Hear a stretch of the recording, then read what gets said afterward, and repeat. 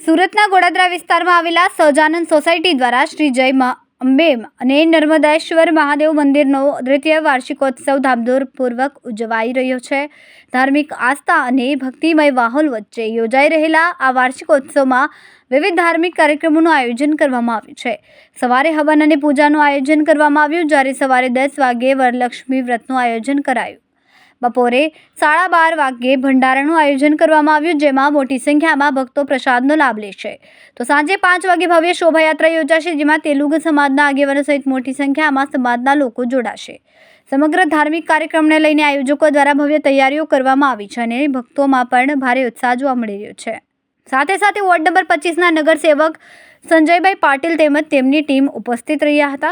સહજાનંદ સોસાયટીના મંદિરના સભ્યો વેન્ટના રાજુભાઈ અંકરામ, પ્રભાકરભાઈ, કૃષ્ણભાઈ ચિપ્પા, સંજય કેવાની અને લિંગૈયા સહિતના આગેવાનો દ્વારા कार्यक्रम सफल बनावा માટે आयोजन કરવામાં આવ્યું.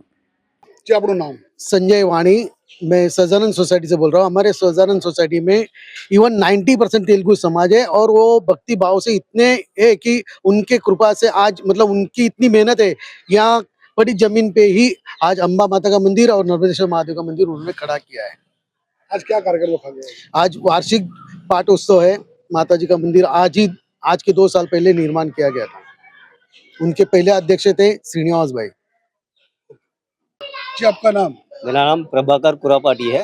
यहाँ का प्रमुख श्री वेंकन्ना भाई है और मैं सेक्रेटरी हूँ. क्या कार्यक्रम है? अभी जो द्वितीय वार्षिकोत्सव चल रहा है, अभी पहले हुआ था पहला वार्षिक, अभी द्वितीय 2000 पब्लिक का खाना भंडारा है, पूजा है और सब तरीके से ठीक चल रहा है. अभी यहाँ का जय अंबे मां नर्मदेश्वर का यहाँ नाम दिया गया सहजानंद सोसाइटी में.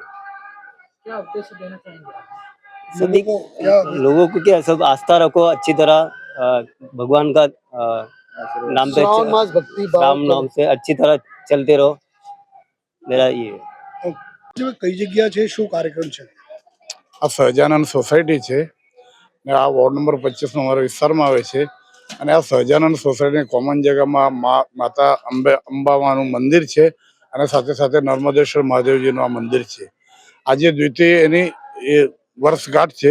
એ વર્ષગાંઠના અનુસંધાનમાં જે શ્રાવણ મહિનાના પવિત્ર શ્રાવણ મહિનો છે એના કારણે પૂજા અર્ચનાને એને દ્વિતીય વર્ષગાંઠ એને ઉજવી રહ્યા છે નર્મદેશ્વર મહાદેવ મંદિર.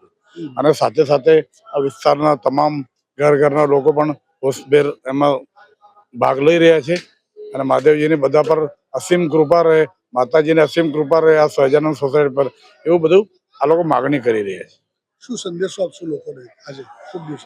શુભ દિવસ છે, શ્રાવણનો પવિત્ર દિવસ છે. શ્રાવણ મહિનાનો સૌને સુખ સમૃદ્ધિ અને એનાથી સુખ સમૃદ્ધિથી રહે અને હળી મળીને રહે અને દેશના વિકાસ માટે સૌ આપનો પોતપોતાનો ફાળો આપે. બીજી વસ્તુ તો આજે સ્વચ્છ સુરત રાખે, હરિયાળું સુરત રાખે, સુંદર સુરત રાખે. આપણા જળશક્તિ મંત્રી છે CR પાટીલ સાહેબ એ સતત કહેતા હોય પાણી બચાવો અને બધાને પણ મારી એ જ વિનંતી છે પાણી બચાવવું જોઈએ, જેના થકી આપણે જલ હી જીવન હૈ, જલ હી કલ હૈ, એ મારો સંદેશો છે. ખાસ કેમેરામેન સેનલ વિરાણી સાથે વિશાલ છેઠા, માનવ પ્રભા ન્યૂઝ, સુરત. અમારા વિડીયોની નવી અપડેટ મેળવવા માટે સબસ્ક્રાઇબ કરો માનવ પ્રભા ન્યૂઝ ચેનલને. બેલ આઇકન ક્લિક કરો લેટેસ્ટ વિડીયો સૌથી પહેલા મેળવવા માટે.